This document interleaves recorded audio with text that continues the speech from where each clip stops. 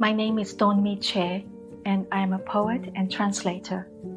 I really didn't think about Korean and the US history are intertwined until I began translating.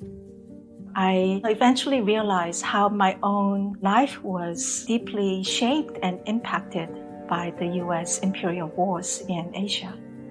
I started to think that translation was a political act. Even though I am writing about historical events that took place in South Korea, I am actually also trying to understand my life in relation to what took place. I like the fact that I have pushed myself to push the boundaries of poetry by incorporating images and photographs and drawings, prose, interview. I don't stay static, but I'm always challenging myself to push the way I write and challenge the notion of what poetry is, or what poetry looks like, or what poetry can be.